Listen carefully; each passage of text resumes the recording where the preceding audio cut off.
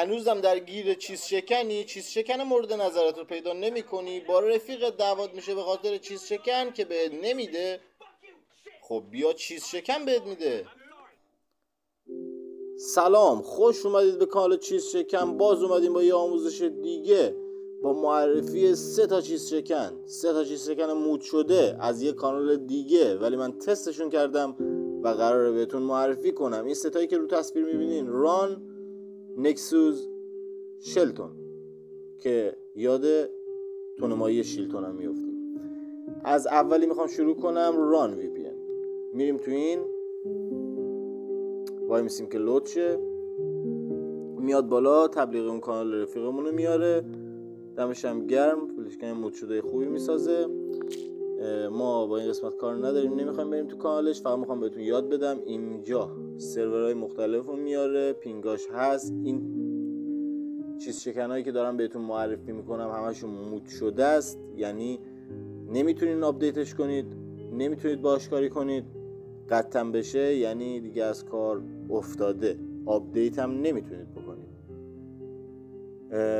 اینجا چند تا سرور رو نشون میده، پینگاشون رو داره بهتون نشون میده. خب ما واسه نمونه الان پینگاش خوب نیست، ولی واسه یه نمونه بهتون مثلا این پینگ رو میریم تو این پینگ.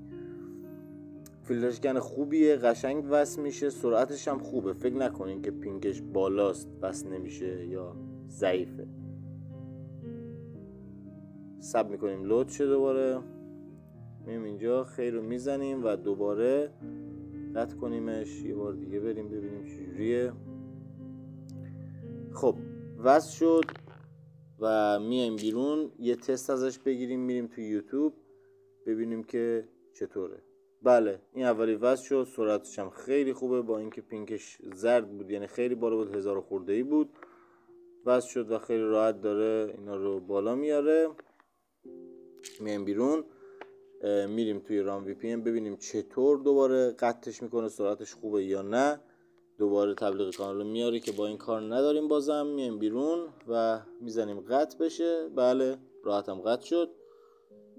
میایم بیرون و چیز شکن بعدی رو تست میکنیم. یوتیوبمون رو بیاریم بیرون برای تست کردن خیلی راحت تر باشیم. نکسوس رو تست میکنیم وسطی.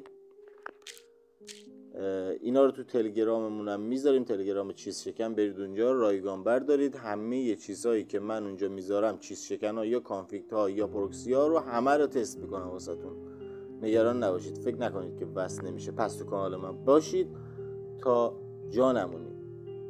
اینم اتصال رو میزنیم ببینیم چیکار میکنه. خب مثل اینکه وصل شد، خیلی سریع هم وصل شد. بریم یه تست از این بگیریم ببینیم چطوره. یه رفرش میکنیم برای اینکه مطمئن شیم. بله اینم رفرش شد، سرعت اینم خیلی خوبه. گفتم اینا رو از قبل تست کردم، فقط اومدم بهتون نشون بدم طریقه کار کردنشون و اینکه بهتون بگم که چقدر سرعت داره و جلوی شما هم یه تستی بکنم و بهتون معرفی کنم. این فیلترشکن رو نباید میگفتم، چیز شکن رو تا عادت کنم طول میکشه.